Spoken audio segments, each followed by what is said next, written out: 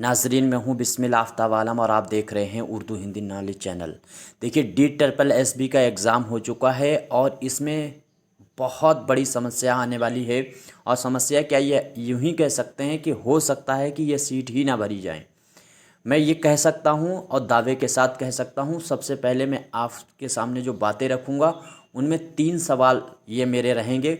उर्दू के साथ ही ऐसा क्यों हो रहा है, इम्तहान के बाद हम करें क्या, और साथ साथ में आने वाले वक्त के लिए हम क्या करें जो इस तरह की समस्या ना तैयार हो। उम्मीद करता हूँ आपको मेरी बात पहुँचेगी और आप इस पे अमल भी करेंगे। देखिए, अगर आपके पास वक्त नहीं है तो चले जाइए, 4-5 मिनट आप बात सुन लीजिए। तैयारी करने से कुछ नहीं होगा अगर आप रणनीति और आप सियासत को नहीं समझ पा रहे हैं। मैं इन तीनों सवालों के ज़रिए इसका खुलासा कर दूंगा और करना क्या है इस पे भी बात कर दूंगा। आइए सबसे पहले तो बात करते हैं। एक चीज़ देखिए, ये लिखावट मैंने आपके सामने रखी है। देखिए, सबसे पहले वाली तहरीर पढ़िए और दूसरी तहरीर पढ़िए। पहली तहरीर है, आज बहुत गर्मी है जिसकी वजह से हर किसी को काम करने में मुश्किलात का सामना करना पड़ रहा है। ये ऊपर जो तहरीर लिखी हुई है, यही वाली तहरीर जो है वो पेपरों में दे दी जाती है जब उर्दू का पेपर ऑनलाइन होता है। इससे भी भद्दी दी जाती है, बल्कि मैंने तो ये इसको बहुत साफ़ करके आपके सामने रखा हुआ है। ये जो नीचे वाली जो तहरीर है, ये आपको पेपर में दी जाती है, और जो ऊपर की तहरीर है, ये वाली तहरीर जो है वो किताबी तहरीर है। उम्मीद करता हूँ बात समझ में आ रही होगी मैं क्या कहना चाह रहा हूँ। देखिए, यहाँ से पहले कलर चेंज करते हैं। जब आप इसको तहरीर को पढ़ते हैं, ऊपर वाली ये किताबी सूरत में है। ये इस फ़ॉन्ट को कहते हैं जमील नूरी नस्तालीक। इसको पढ़ने में इतनी सफाई होती है कि आप बहुत अच्छे से पढ़ सकते हैं, सवाल का जवाब दे सकते हैं। नीचे वाले को आप पढ़ के देख लीजिए, वही चीज़ लिखी हुई है। इस वाले को आप पढ़ के देखिए, वही चीज़ लिखी हुई है। आपको लगता होगा कि इसको पढ़ने में मुश्किल हो रही है। दूसरी वजह, ये साफ मैंने लिखा है, कलर में लिखा है, थोड़ा बड़ा लिखा है। वहाँ पे एक ही कलर होता है और इससे भी भद्दी PDF होती है, जिसकी वजह से पेपर हल करना मुश्किल ही नहीं बल्कि नामुमकिन की कंडीशन में पहुँच जाएगा। DSSB जैसा एग्ज़ाम या RPSC जैसा एग्ज़ाम। उसकी वजह है क्योंकि वहाँ निगेटिव मार्किंग होती है, और निगेटिव मार्किंग में ये होता है कि आप क्या, अगर सवाल का सही जवाब नहीं दे पाए तो आपका नंबर कटेंगे। दूसरी चीज़, राजस्थान और DSSB और इसके अलावा जो भी निगेटिव मार्किंग के उर्दू के एग्ज़ाम होते हैं, उनमें पास होने की कंडीशन भी होती है। 40% नंबर आपको लाना ही लाना होते हैं। अगर नहीं ला पाएंगे तो आपको मतलब सीट भले खाली रखी जाए, सरकार सीट खाली रख लेगी मतलब, लेकिन वो सीट भरेगी नहीं अगर उससे कम परसेंटेज है। मान लीजिए DSSB में 100 सीट हैं, आपने 500 बच्चों ने फॉर्म भर दिया है उसमें 100 सीट के लिए। तो 100 सीट के लिए अगर आपने 500 बच्चों ने फॉर्म भरा है उसके अंदर, तो आप में से सिर्फ 40% से ऊपर जो बच्चे कर पाएंगे उनकी तो कॉपी ही चेक होगी, वरना कॉपी ही नहीं चेक होगी। लेकिन लिखावट इतनी बुरी आपको दे दी जाती है कि 500 में से 5 बच्चे या 10 बच्चे ही 40 का एवरेज ऊपर छू पाएंगे। ये इत्तेफाक के तुक्का इसलिए नहीं लगेगा क्योंकि नेगेटिव मार्किंग है। आप हर चीज़ में तुक्का लगा कर चले आए, ऐसा होगा नहीं। तुक्का तो वहाँ लगता है जहाँ निगेटिव मार्किंग नहीं होती है। तो निगेटिव मार्किंग की वजह से मान लीजिए आपने 80-90 क्वेश्चन कर भी लिए हैं, तो उसमें से निगेटिव मार्किंग से काट के तुमको 40 के नीचे कर दिया जाएगा, और 40 के नीचे करने के बाद में आपकी हमेशा के लिए वो सीट खाली पड़ी रहेगी, और इस बार खाली चली जाएंगी वो सीटें और वो भरी नहीं जाएंगी। अगली बार भी खाली सीटें चली जाएंगी, और इस तरह से 3 बार के बाद में चौथी बार सरकार सीट नहीं देगी उर्दू की, और कह देगी कि इसके बच्चे आते ही नहीं और हमको योग्य मिलते ही नहीं है। या आपने योगी जी का भी भाषण सुना होगा और कई मुख्यमंत्रियों का सुना होगा कि हमको योग्य लोग नहीं मिल रहे इसलिए हम सीट खाली रखे हुए हैं। ठीक है, तो अब देखिए यहाँ पे 3 सवाल जो मैंने आपके सामने, ये उर्दू के ही साथ ऐसा क्यों, मतलब ये मसला जो है वो उर्दू के साथ ही ऐसा क्यों आता है कि फ़ॉन्ट जो है गड़बड़ तमिल की क्यों नहीं हो जाती, आपसे कन्नड़ की क्यों नहीं हो रही है। मतलब आपसे जो है वो फ़ॉन्ट लिखने की अगर डिज़ाइन पूछा जाए तो पंजाबी उसकी फ़ॉन्ट क्यों नहीं गड़बड़ हो रही है आपसे। देखिए, मैं एक छोटा सा तालिबे इल्म हूँ उर्दू का, और मेरी तरह बहुत से ऐसे लोग हैं जो यूट्यूब पर पढ़ाते भी होंगे और वीडियो बनाते भी होंगे। जब वो इस फ़ॉन्ट को आराम से तुम्हारे सामने हर तरह से रख सकते हैं, देखिए सफाई से, ये चारों 3 सवाल जो आपके सामने रखे हैं ये जमील नूरी नस्तलीक में ही मैंने रखे हैं, देख लीजिए आप, तो ये आप साफ पढ़ लेंगे। जब मैं फ़ॉन्ट को सही कर सकता हूँ तो आप समझिए कि जो सरकार एग्ज़ाम करा रही है उसके पास क्या ऐसे लोग नहीं होंगे कि जो इस फ़ॉन्ट को इस वाले डिज़ाइन में लिख दें कि बच्चे पढ़ सकें।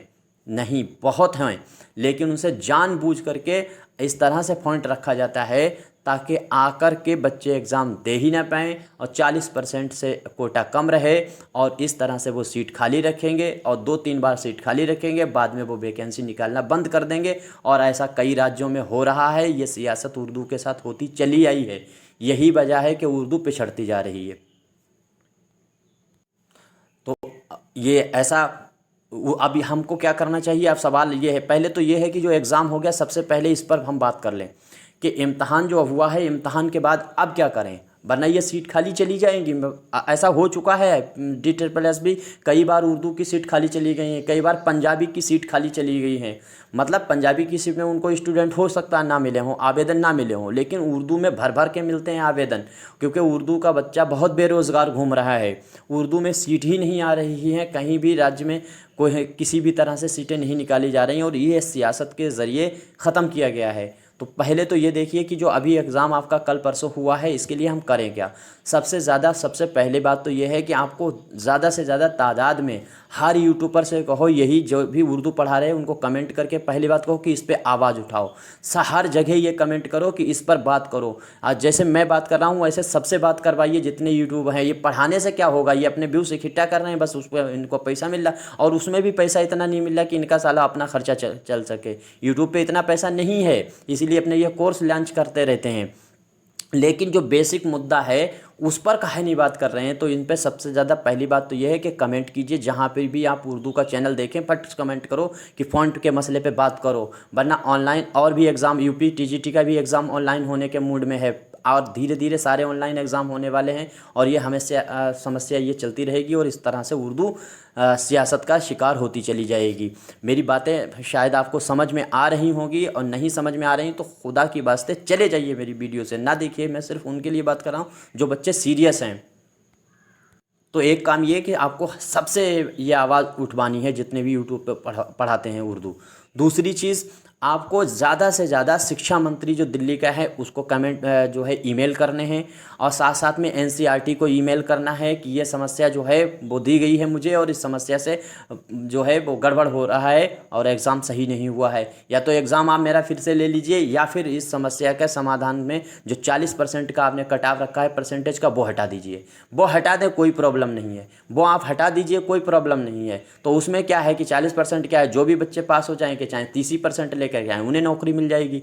मतलब उसमें तो सीट भरना ही पड़ जाएंगी जब 40% का कोटा हटेगा। या तो परसेंटेज हटा दीजिए पास होने की, या फिर ये समस्या का समाधान कीजिए। ठीक, तो अभी तो आपको ईमेल फटाफट करनी है, शिक्षा मंत्री को करनी है, दिल्ली के मुख्यमंत्री को करनी है, NCERT को करनी है। कहाँ करना है? 3 जगह, NCERT में करना है, और साथ साथ में शिक्षा मंत्री को दिल्ली के करना है, साथ साथ में सबसे ज़्यादा मुख्यमंत्री को करना है। इस टाइम मुख्यमंत्री दिल्ली की बदली हुई है, उनको हर हाल में ये ईमेल करना है। ठीक है, अब आने वाले वक्त के लिए क्या करें? आने वाले वक्त के लिए अपने लिए तो ये करें कि सबसे पहले जो फ़ॉन्ट वो दे रहे हैं उसकी आप तैयारी भी करें। वीडियो कुछ मैं भी कोशिश करूंगा और कुछ और भी लोग कोशिश करें, लिखावट थोड़ी सी बदल करके भी एक आध क्वेश्चनों की डालते रहें, ताकि बच्चा उस वाले फ़ॉन्ट की भी प्रैक्टिस में आ जाए। लेकिन बहुत मुश्किल काम है ये, क्योंकि यहाँ पर जो हम फ़ॉन्ट तुमको वो दे देंगे वो फिर भी पढ़ने में आ जाएगा, लेकिन वहाँ पर माइंड पे प्रेशर होता है, आप पढ़ नहीं पाते हैं, और कभी कभी स्क्रीन पे इतना बड़ा क्वेश्चन लिख देते हैं कि आपको इधर उधर हटाने में ही टाइम चला जाता है। तो फिर भी आप ये कर सकते हैं कि उसकी प्रैक्टिस कर लें। दूसरी चीज़ ये करें कि आप ज़्यादा से ज़्यादा उर्दू के साथ ही जो मसला खड़ा हो रहा है, इसकी समस्या का समाधान एक ज़्यादा से ज़्यादा आपको क्या करना है कि हर उर्दू के स्टूडेंट, आपको अगर कोई मुस्लिम के अलावा, मुस्लिम मज़हब के अलावा किसी भी दूसरे मज़हब का बच्चा मिलता है उर्दू पढ़ने वाला, उसको ज़रूर पढ़ाइए। 2-2 3-3 बच्चे ऐसे ज़रूर घेरिए, ताकि उर्दू का जो ग्राफ है, उर्दू का जो स्टैंडर्ड है दूसरे मज़हब दूसरे लोगों तक पहुँचे, और वो भी आपके साथ में आवाज़ उठाएं। उनको साथ में आवाज़ उठाने के लिए इसका फ़र्क अभी नहीं महसूस होगा, लेकिन आज से आने वाली 8-10 साल में आपको फ़र्क महसूस होगा। मेरे पास इस तरह से 100 से 150 से ऊपर ज़ायद बच्चे ऐसे हैं जो मुस्लिम मज़हब के नहीं हैं, ब्राह्मण हैं या छत्री हैं, वो बच्चे हमारे पास उर्दू पढ़ते हैं और हम उनको बाकायदा क्लास में पढ़ाते हैं। उनकी उर्दू बहुत अच्छी है।